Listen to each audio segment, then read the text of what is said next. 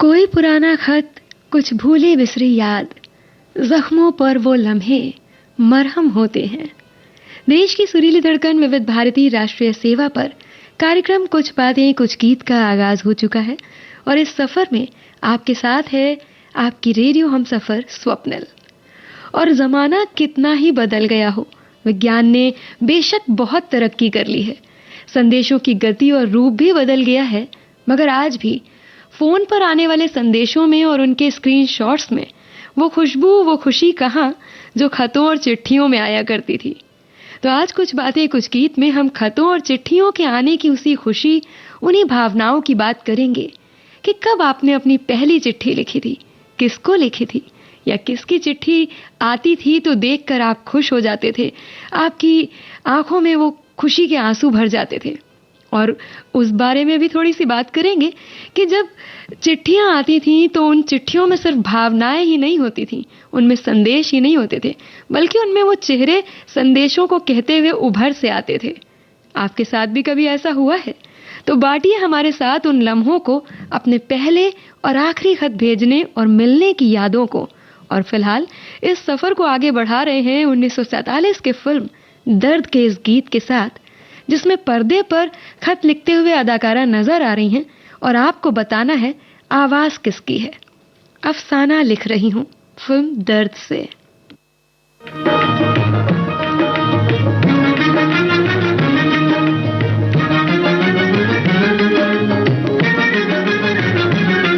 अफसाना लिख रही हूँ, अफसाना लिख रही हूँ, दिले बेकरार का, आंखों में रंगों भर के तेरे इंतजार का। अफसाना लिख रही हूँ।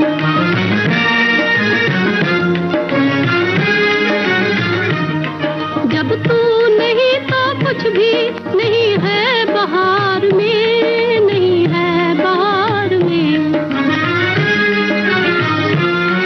जब तू नहीं तो कुछ भी नहीं है बहार में, नहीं है बहार में। जी चाहता है मुँह भी, जी चाहता है मुँह भी ना देखूं बहार का, आंखों में रंगों भर के तेरे इंतजार का। अफसाना लिख रही हूँ।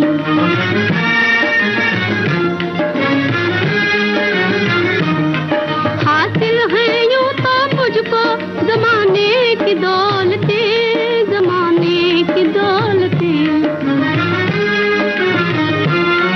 हासिल है यूं तो मुझको जमाने की दौलतें, जमाने की दौलतें। लेकिन नसीब बुलाई, लेकिन नसीब बुलाई हूँ एक तो गवार का, आंखों में रंगों भर के तेरे इंतजार का।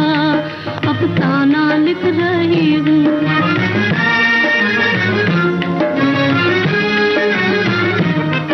आ जाके अब तो आँख में आंसू भी आ गए, आंसू भी आ गए। आ जाके अब तो आँख में आंसू भी आ गए, आंसू भी आ गए।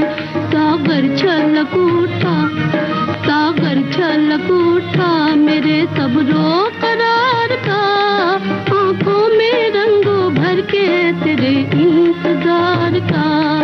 अफसाना लिख रही हूँ, अफसाना लिख रही हूँ, दिले बेकरार का, आंखों में रंगों भर के।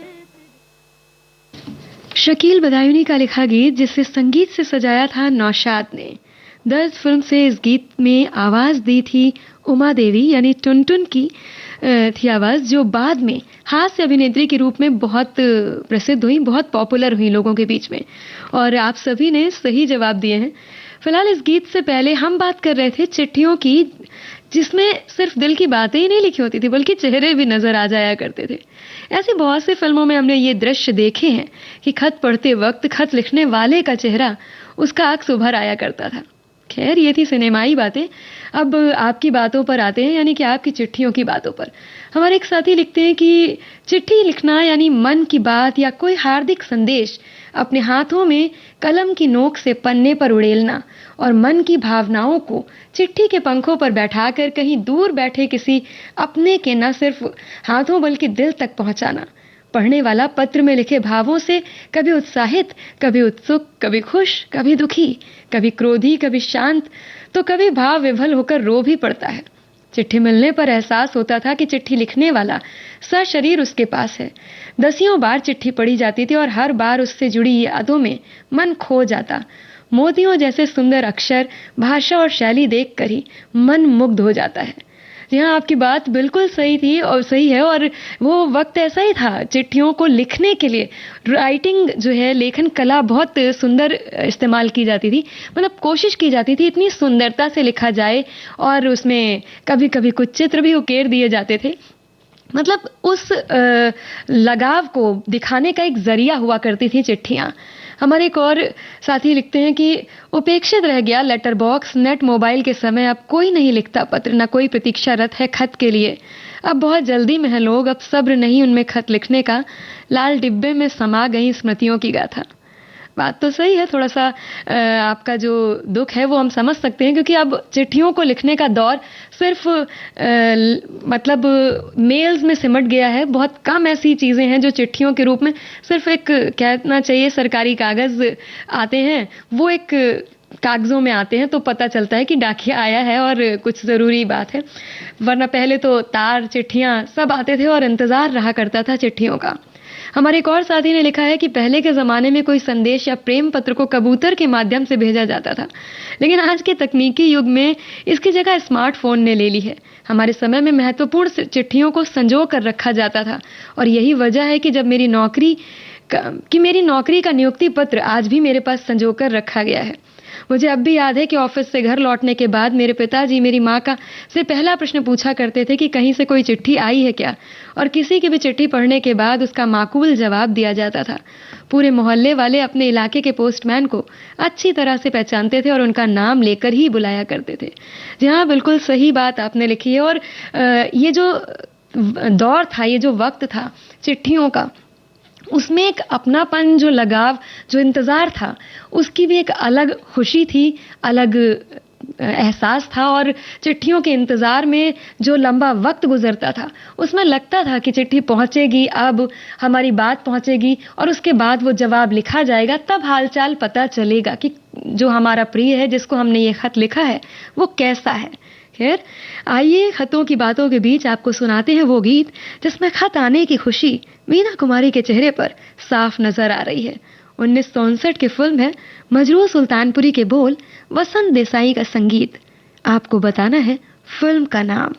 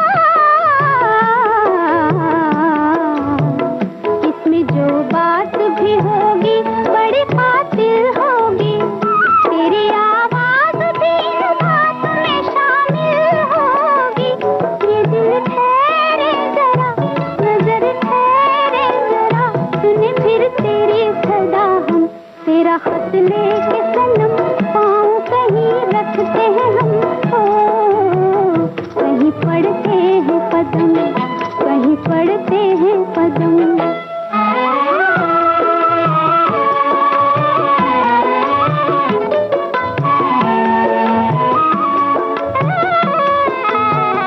क्यों न पाकर इस तूफान उठे सीने में,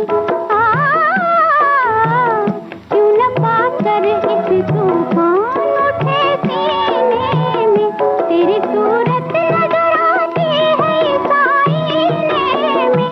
ये दिल ठहरे जरा, नजर ठहरे जरा, जरा फिर हो ले फिदा हम, तेरा खत लेके सनम, पाँव कहीं रखते हैं हम, कहीं पड़ते हैं कदम, कहीं पड़ते हैं कदम, तेरा खत लेके सनम। मीना कुमारी और राजकुमार अभिनीत अर्धांगिनी फिल्म से लता मंगेशकर की आवाज में ये गाना आपने सुना। और आपके सही जवाब हमें संदेशों में मिले। और अब एक हमारे साथी लिखते हैं कि चिट्ठियां यादों का वो सुनहरे पिटारा बनकर रह गई हैं जिसे मनुष्य अपनी तन्हाई में उन बीते समय की स्वप्निल दुनिया के किसी पल को ढूंढ निकालने के लिए करता है। वो दुनिया जो शायद अब वापस ना आ पाए। पत्र को पत्रपेटी में डालना, फिर एक एक दिन करके गिनना जब डाकिये के कदम घर की चौखट पर पड़ने वाले होते थे। उन पत्रों के जवाब लिए फिर चाहे वो प्रेमी के पत्र हो या माता पिता के, चाहे नई नवेली पत्नी के हों या नौकरी के, उन इंतजार के पलों की मिठास मन मस्तिष्क पर अपनी छाप छोड़ गई है। जी हाँ, आपका कहना बिल्कुल सही है। और इंतजार तो रहा करता था, ये बात हम कर ही रहे हैं, पर जो उत्सुकता होती थी, वो जो अपने जीवन में घट रही घटनाओं को बता देने की, अपने प्रिय लोगों को, अपने रिश्तेदारों को सूचना देने की कि अगर नई नौकरी लगी है तो उसकी खबर भेजना, या कोई शादी तय हो गई है घर में, या फिर किसी का कोई रिश्ता आया है, ये सारी बातें। और उस वक्त तो मतलब चिट्ठियों के साथ ही फोटो वगैरह भी आया करती थी। अगर किसी को किसी का रिश्ता भेजना है तो अगर काफ़ी दूर का मामला है तो चिट्ठियों से ये भी बातें हुआ करती थी। और इस तरह से चिट्ठियां ना कि सिर्फ पुराने संबंधों को जोड़कर रखती थी, बल्कि नए संबंधों के शुरुआत का एक माध्यम भी बना करती थी। यार, हमारे एक और साथी ने लिखा है कि चिट्ठी या पत्र लेखन विलुप्तता के कगार पर खड़ी एक आत्मीय कला बन गई है।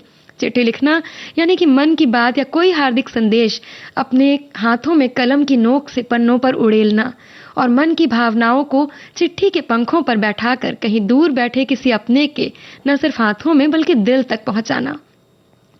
भाव और भाषाओं का संगम हुआ करता था खतों का ये मेलजोल, और पत्र लिखते समय संवेदनाओं की गहराई में उतरते थे। भाषा की सौंदर्यता से भेंट होती थी, और चिट्ठियों के जाने से जीवन से संयम और धैर्य भी जाता रहा। पत्रों के उस जमाने में जीवन में रस था जो अब खत्म हो गया। चिट्ठियों के जमाने में रिश्ते धीरे धीरे पकते थे, उनमें संवेदनाएं होती थी। ये बात तो सही है, क्योंकि जो धैर्य, जिस धीरज के साथ इंतजार किया जाता था, उसमें कहीं पर भी ये नहीं होता था, ये नहीं लगता था कि अरे इतनी देर हो गई, हमने ये संदेश दिया था और इसका जवाब अभी नहीं आया। यहाँ बात डिजिटल चिट्ठियों की हो रही है।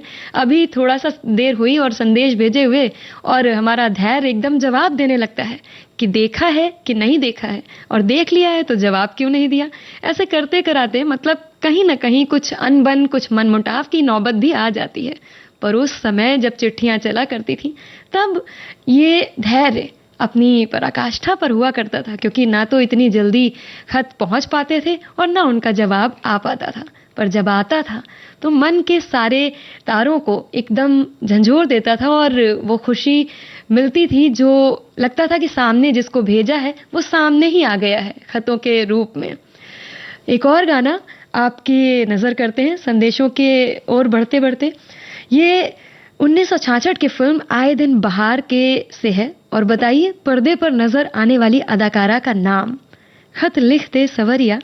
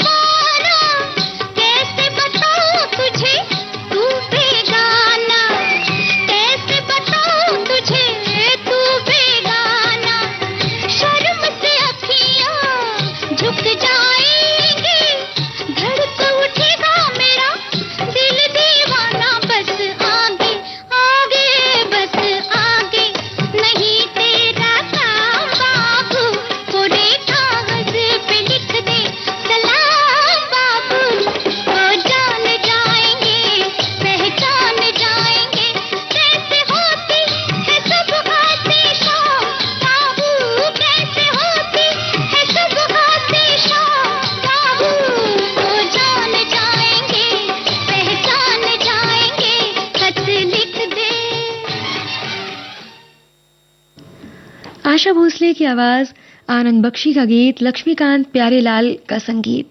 आए दिन बहार के फिल्म का ये गीत अभी आपने सुना, जिसे फिल्माया गया था आशा पारेख पर। आप सभी की तरफ से सही जवाब आए हैं। विविध भारती राष्ट्रीय सेवा पर कार्यक्रम चल रहा है कुछ बातें कुछ गीत, जहां आज हम चिट्ठियों के लिफाफों में बंद एहसासों की बातें कर रहे हैं कि कब आपने पहली चिट्ठी लिखी, कब आपने अपनी किसी की तरफ से आई हुई पहली चिट्ठी आपके नाम पर आई, चाहे फिर वो नौकरी की रही हो या किसी आपके रिश्तेदार की या किसी अपने व्यक्ति की, बहुत प्रिय व्यक्ति की। वाकई वो दौर ऐसा था जब संदेशों को, चिट्ठियों को आने में वक्त लगता था, पर उस इंतजार की बात हमने करी कि कितना वो लंबा इंतजार भी कितना सुखद लगता था। और जब चिट्ठियां हाथ में आ जाती थी तो उस एहसास को शब्दों में बयां कर पाना काफी मुश्किल है। हमारे एक साथी लिखते हैं कि पत्र नितांत निजी चीज है। लिखने वाला अपने पत्र में अपना दिल खोलकर लिख देता है। पत्र को भी न जाने कितनी किस्में हैं। प्रेमी प्रेमिका के अलावा भी कुछ पत्र ऐसे हैं जो इतिहास में अमर हो गए और प्रेरणा के स्रोत बन गए। ये पत्र उन शब्दों की अभिव्यक्ति हैं जो हम कभी रूबरू नहीं कह पाते। कुछ कहने के लिए आजकल लोग 2 सेकंड में व्हाट्सएप कर देते हैं, पर पत्रों के मुकाबले ये 2 सेकंड में मैसेज बस 2 सेकंड की यादों में ही रह जाता है। पर पत्र हमेशा आपकी यादों में रहता है।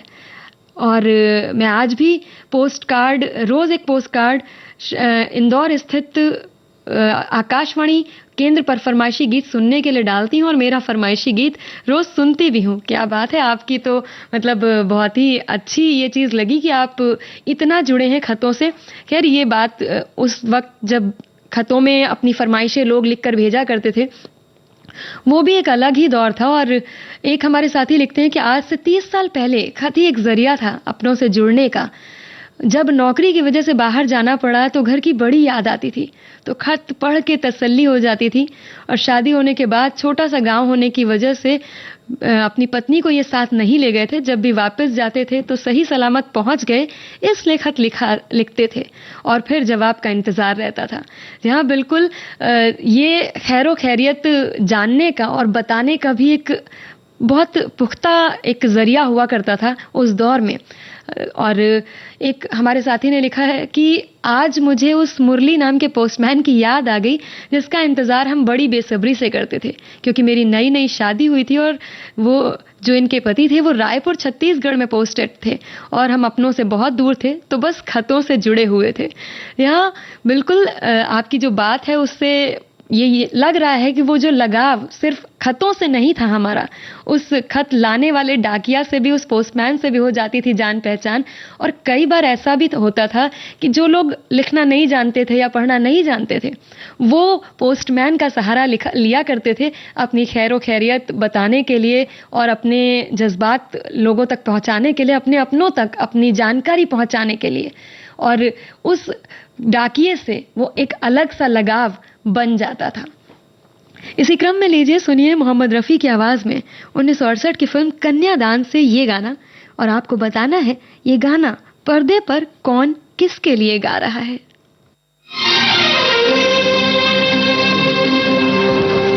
लिखे जो खत तुझे वो तेरी याद में हजारों रंग के नजारे बन गए।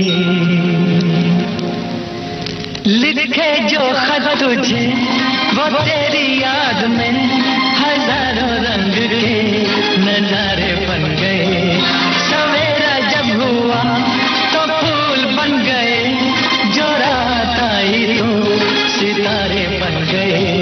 लिखे जो खत तुझे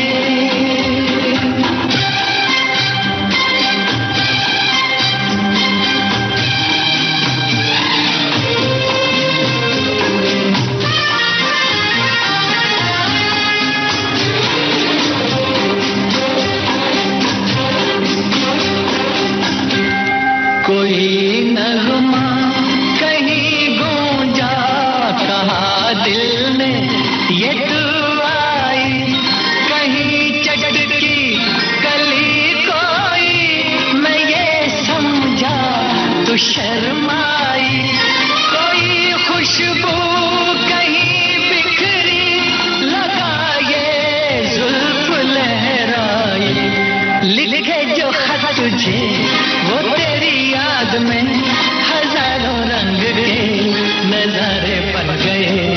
सवेरा जब हुआ तो फूल बन गए, जो रात आई तो सितारे बन गए। लिखे जो खत तुझे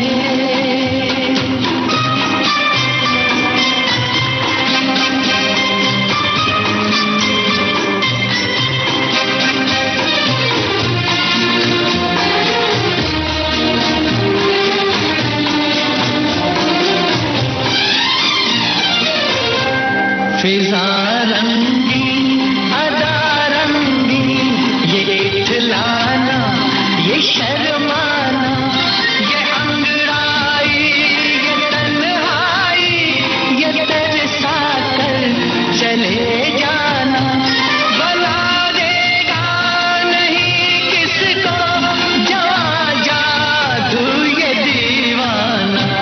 लिखे जो खत तुझे वो तेरी याद में हजारों रंग के नजारे बन गए। सवेरा जब हुआ तो फूल बन गए, जो रात आई तो सितारे बन गए। लिखे जो खत तुझे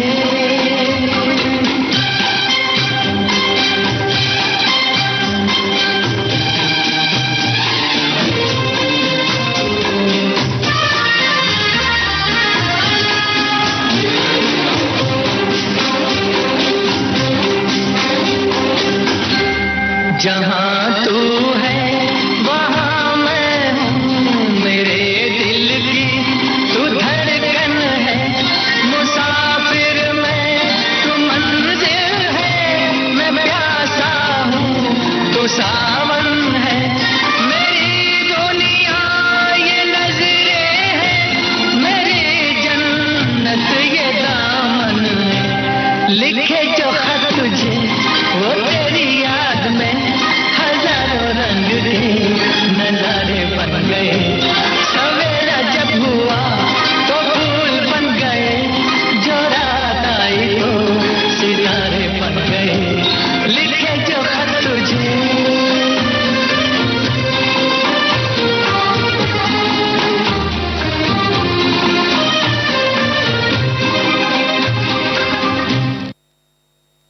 शंकर जयकिशन का संगीत और गोपाल दास नीरज का लिखा ये गीत कन्यादान फिल्म से। आपके सही जवाबों के मुताबिक शशि कपूर ये गाना गा रहे हैं आशा पारिक के लिए। और आज विविध भारती पर कुछ बातें कुछ गीत कार्यक्रम में चिट्ठियों की बातें चल रही हैं कि कब किसने कौन सा खत लिखा और किसे लिखा, किसको कौन सा खत आज भी याद है, सजा कर रखा हुआ है अपनी किसी किताब में, किसी बक्से की पिटारी में। तो आपकी बातों की तरफ रुख करते हैं। और हमारे एक साथी ने लिखा है कि पुराने समय में एक चिट्ठी और एक पत्र ही माध्यम था एक दूसरे का कुशल क्षेम जानने और पूछने का। लोग महीनों इंतजार करते थे अपने सगे संबंधियों के पत्र या चिट्ठी का। पर आज तो इंटरनेट का ज़माना है, क्षण भर में खबर यहाँ से वहाँ पहुँच जाती है और चिट्ठियों का जिक्र हुआ तो यादें ताज़ा हो गईं। हमारे एक साथी ने थोड़ा सा शायराना अंदाज में लिखा है, एक मेरा खत भी ज़रा पढ़ लो ना, शब्द नहीं इसमें एहसासों का दरिया है। गीता जैसा पावन कान्हा जैसा अनमोल है, बेशक इसमें जज्बातों को बेखूबी पिरोया है। ज़रा पढ़ के बताना हृदय को स्पर्श किया है क्या। आपका ये अंदाज बहुत अच्छा लगा। खैर, और एक साथी हमारे हैं वो लिखते हैं कि चिट्ठी की बात करेंगे तो बारी बारी से बहुत सारी बातें याद आएंगी। वो हल्के पीले रंग का खुला पत्र, पोस्ट कार्ड, नीले रंग का 3 तय करा हुआ अंतर्देशीय पत्र, मनी ऑर्डर, लिफाफों में सुरक्षित सील करी हुई चिट्ठियां।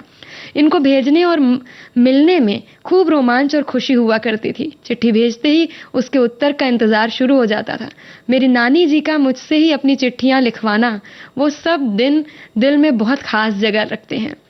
जी हाँ, आपने अलग अलग तरह के पत्रों का जिक्र जो किया है, उससे तो एक और बात याद आई। आपके यादों में एक और लम्हा जोड़ते हैं हम कि आज भी, मतलब उस दौर में भी और आज भी, एक जब बहुत दूर दूर रहते हैं और विशेषकर शादी के बाद ऐसा माहौल बनता है कि बहनें अपने भाइयों को राखी बांधने के लिए पहुंच नहीं पाती हैं, समय पर अपने घर अपने मायके नहीं पहुंच पाती हैं, तो वो राखियां जो हैं पोस्ट करती हैं मतलब पहले भी करती थी और आज भी करती हूँ। और इस वजह से जो राखियां हैं वो टाइम पर पहुंच जाती हैं और कभी भाइयों की कलाई सूनी नहीं रह पाती, उनके माथे पर टीका लग जाता है।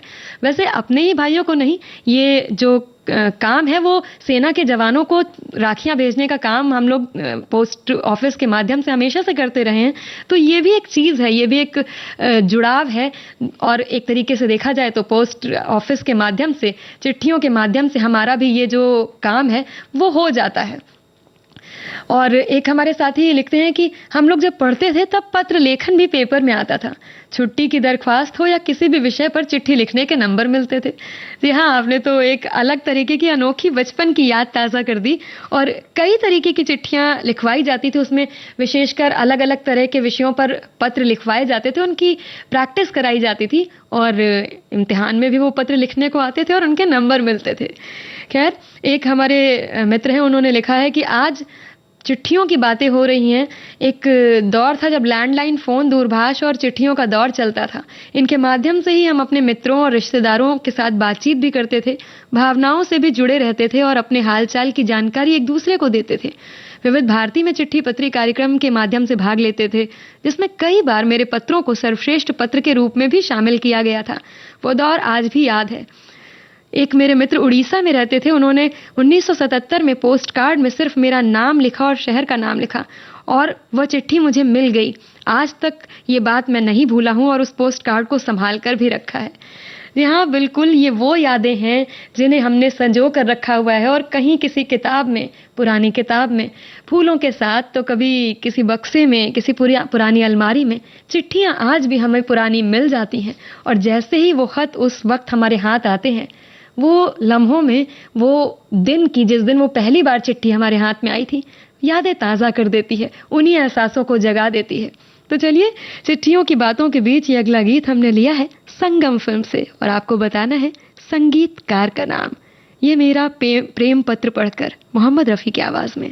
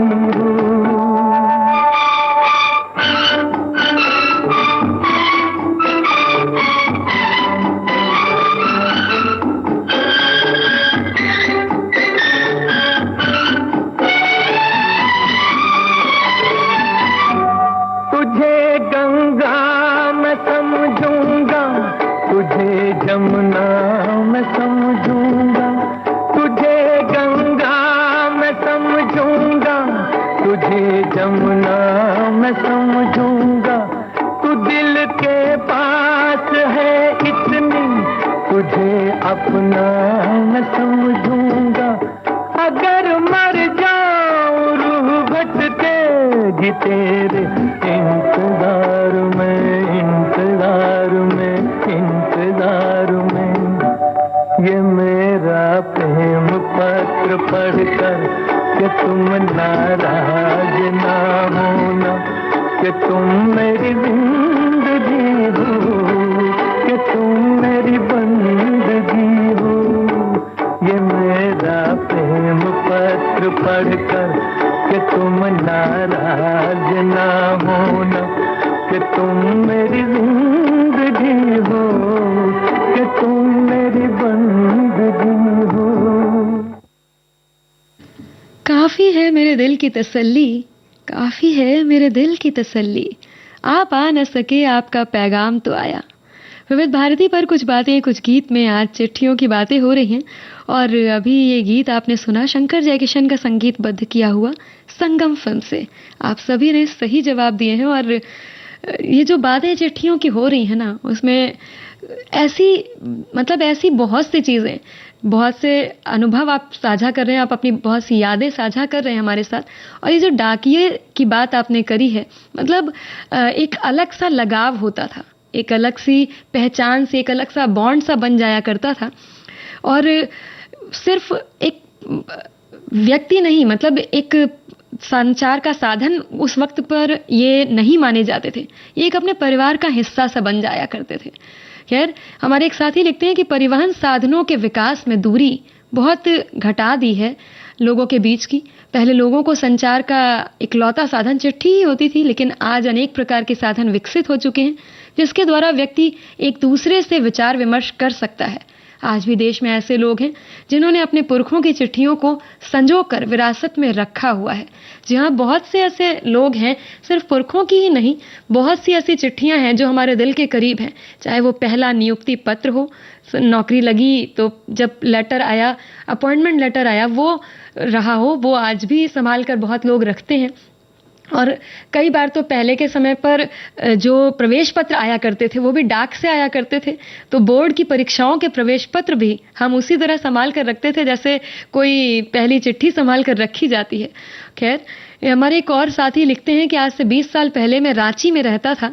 वहां पर एक लड़की से हमें भी प्रेम हुआ और खत लिखने का ऐसा जुनून सवार हुआ कि दोनों तरफ से खत लिखे गए।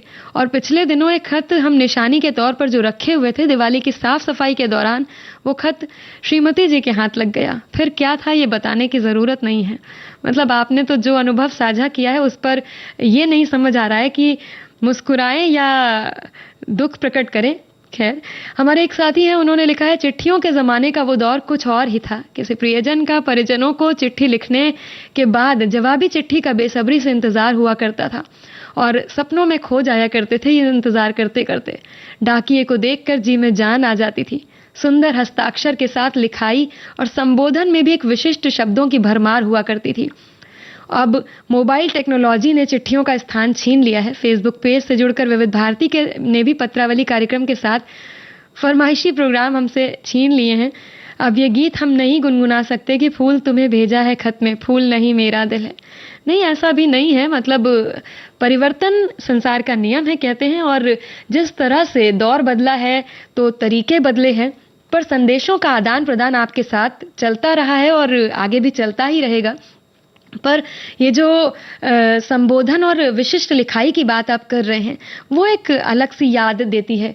कई बार तो हस्ताक्षर करने के बड़े प्रयास किए जाते थे, बड़ा प्रैक्टिस करी जाती थी कि हमारा जो खत पर हस्ताक्षर होगा, जो हम साइन करेंगे, वो दिखने में खूबसूरत हो। और संबोधन भी अलग अलग तरीके के इस्तेमाल किए जाते थे अपनी आत्मीयता प्रकट करने के लिए, अपना लगाव दिखाने के लिए कि जिसको हम खत लिख रहे हैं, जिसको हम पत्र भेज रहे हैं, वो हमारा कितना अधिक प्रिय है।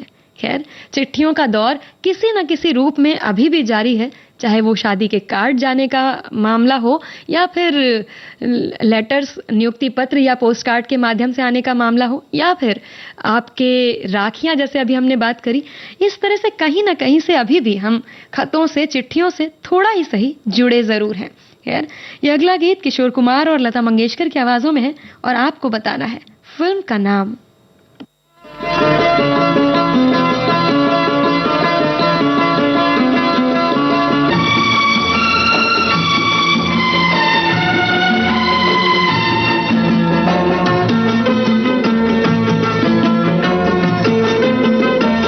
डाकिया डाक लाया, डाकिया डाक लाया,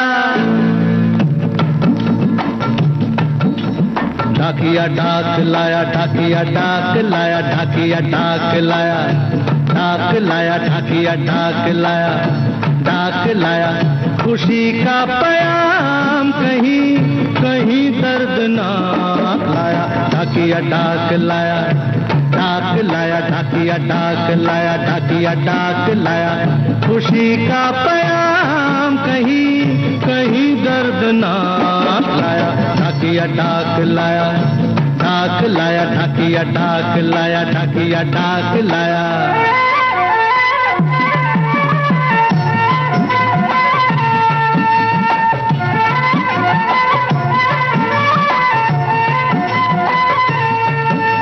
देवर के भतीजे की साली की सगाई है, आती पूर्णमासी को करार पाई है, मामा आपको लेने आते मगर मजबूरी है, बच्चों समेत आना आपका जरूरी है, दादा तो अरे दादा तो गुजर गए, दादी बीमार है, नाना का भी 13वां आते सोमवार है, छोटों को प्यार देना बड़ों को नमस्कार, मेरी मजबूरी समझो कारट को तार, शादी का संदेशा तेरा है सोमनाथ लाया, डाकिया डाक लाया, डाक लाया, डाकिया डाक लाया, डाकिया डाक लाया।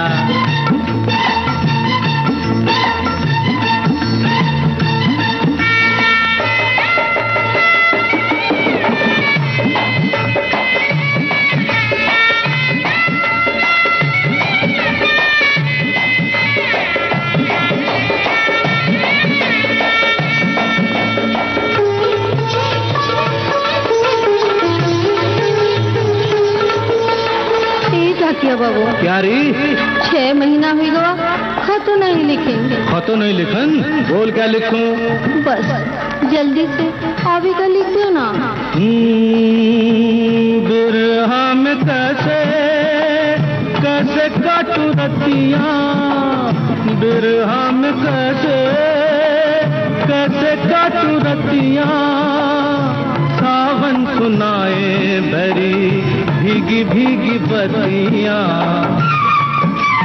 अग्नि की बूंदों में जले जले बावरिया, ओ नौकरिया छोड़ के तू आजा ना सांवरिया, आजा रे सांवरिया आजा, आया बैसाख आया, ढाकिया ढाक लाया, ढाक लाया, ढाकिया ढाक लाया, ढाकिया ढाक लाया, ढाक लाया, ढाक लाया, ढाकिया ढाक लाया। 1977 की फिल्म पलकों की छांव से था ये गीत, जिसे लिखा था गुलजार ने और संगीत से सजाया था लक्ष्मीकांत प्यारेलाल ने। जी हाँ, आप सभी ने बिल्कुल सही जवाब दिया है। और कई बार खत जो होते थे वो अलग अलग संदेशों के साथ खुशियों का ही नहीं दुखों का भी पैगाम लेकर आते थे। कई बार तार आता था तो दिल की धड़कनें बिल्कुल रुक सी जाती थी कि पता नहीं कौन सी खबर लेकर आया है। हालांकि कभी कभी खुशी का भी होता था उसमें जिक्र, लेकिन अक्सर ऐसा होता था किसी के जाने का गम उसमें सूचना के तौर पर आता था तो लोग डरते थे कि अरे तार आया है। मतलब एक हंगामा सा हो जाता था कि पूरे घर में ये बात तार आया है, पढ़ने से पहले ही इतना ज्यादा संशय उत्पन्न हो जाता था कि जाने क्या बात हो गई। जैसे अब होता है कि रात को अगर देर रात में अगर किसी के फोन की घंटी बजती है तो पहले दिमाग यही जाता है पता नहीं क्या बात होगी। तो वैसे ही तार के आने के समय पे हुआ करता था। खैर, हमारे एक श्रोता ने लिखा है कि पत्रों का जमाना ही कुछ और हुआ करता था। 15 पैसे का पोस्ट कार्ड, 35 पैसे का अंतर्देशीय पत्र और लगभग 1 रुपए का लिफाफा। ये महज कागज के टुकड़े नहीं बल्कि अपनों के दिल के जज्बात, अपनों के लिए दिल के जज्बात लिखने का, भेजने का महत्वपूर्ण संसाधन हुआ करते थे। मेरी उम्र जब महज 5 साल की रही होगी तभी पिताजी नौकरी के चलते बाहर चले गए थे। 15 दिन में आना होता था और हर तीसरे दिन उनको पोस्ट कार्ड पर पत्र लिखना और उनका जवाब आना निर्धारित था मेरे पास। आज भी लगभग 30 साल पुराने पिताजी और अपनी पत्नी के हाथों के लिखे पत्र संग्रहित हैं। दौर कागजी था, पर देर तक खतों में जज्बात महफूज रहा करते थे। आज उम्र भर की यादें एक उंगली से डिलीट हो जाती हैं। जी हाँ, बिल्कुल, आपने तो जो बात कही है उससे हम सभी सहमत होंगे।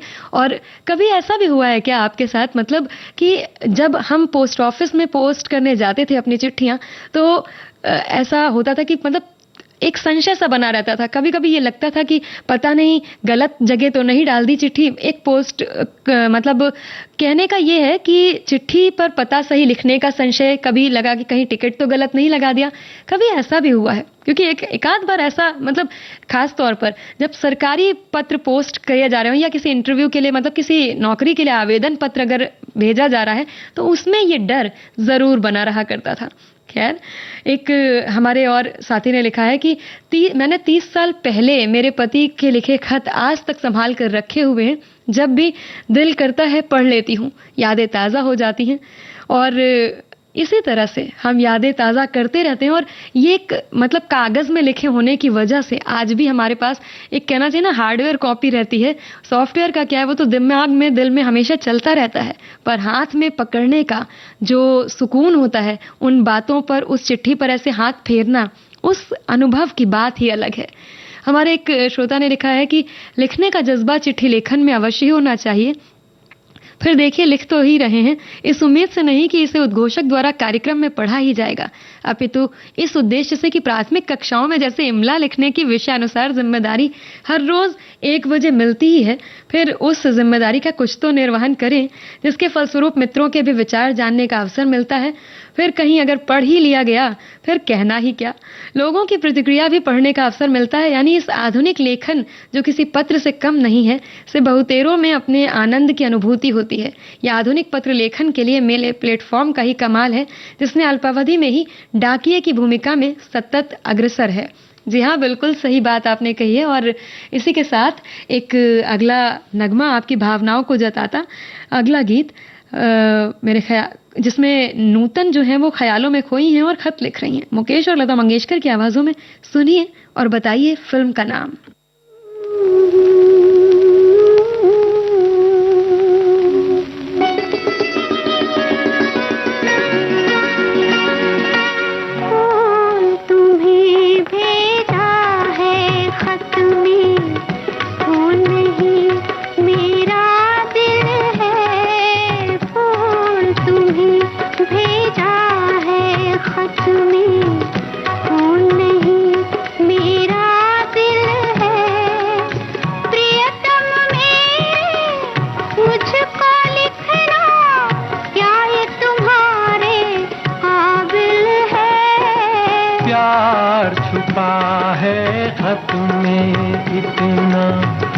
जितने सागर में मोती चूम ही लेता हाथ तुम्हारा, पास जो तुम मेरे होती।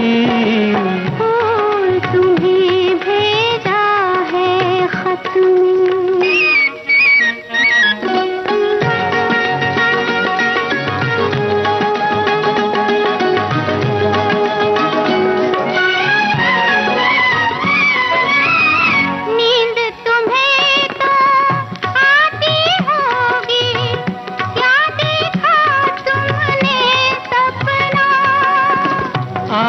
खुली तो तन्हाई थी, सपना हो न सका अपना। तन्हाई हम दूर करेंगे, ले आओ तुम शहनाई। प्रीत बढ़ाकर भूल न जाना, प्रीत तुम्हीं ने सिखलाई।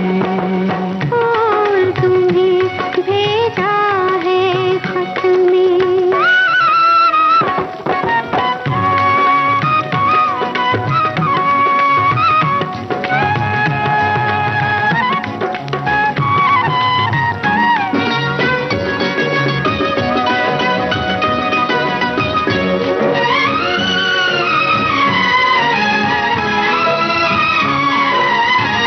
खत से जी भरता ही नहीं, अब नैन मिले तो चैन मिले। चांद हमारे अंगना उतरे, कोई तो ऐसी रैन मिले। मिलना हो तो कैसे मिले हम, मिलने की सूरत लिख दो। नैन बिछाए बैठे हैं हम, कब आओगे खत लिख दो। फूल तुम्हें भेजा है खत में, फूल नहीं मेरा दिल है, फूल तुम्हें भेजा है खत। फिल्म सरस्वती चंद्र से था ये गीत और आप सभी ने सही जवाब दिए हैं। और आज विविध भारती पर कुछ बातें कुछ गीत में हम चिट्ठियों पर बातें कर रहे थे, उनकी यादों पर बातें कर रहे थे और चलने का समय हो रहा है। पर आखिरी गीत और उसकी बातों से पहले कुछ बातें आपकी और कर लें कि एक हमारे श्रोता हैं, उन्होंने अपना अनुभव साझा किया, अपनी याद साझा की है कि मैंने सबसे पहला खत लिखा था विविध भारती के प्रोग्राम मन चाहे गीत कार्यक्रम में और वो मेरा खत शामिल भी हुआ था और मेरी फरमाइश पूरी हुई थी, इसलिए विविध भारती का शुक्रिया। जहाँ आप सभी के ऐसे यादें, ऐसे खत जो हैं वो आते थे और पढ़े जाते थे और उस वक्त जो खुशी मिलती थी रेडियो पर अपना नाम, अपना खत सुनकर, उसकी बात अलग होती थी। हमारे एक और श्रोता हैं जिन्होंने लिखा है कि चिट्ठियां यादों की वो सुनहरी पिटारी बनकर रह गई जिनमें मनुष्य अपनी तन्हाई में उन बीते हुए दिनों के पलों को संभाल कर रखता था और ढूंढ निकालने के लिए प्रयास करता था। और कुछ ऐसी ही सब बातें आपकी हैं, पर समय की कुछ बंदिशें हैं जिसकी वजह से अब हम और संदेशों को शामिल नहीं कर पाएंगे। तो आज अब आखिरी गीत के साथ, जो कि हमने शक्ति फिल्म से लिया है, उसे आप सुने और स्वप्निल को दीजिए कुछ बातें कुछ गीत कार्यक्रम से इजाजत। सुनते रहिए विविध भारती, देश की सुरीली धड़कन।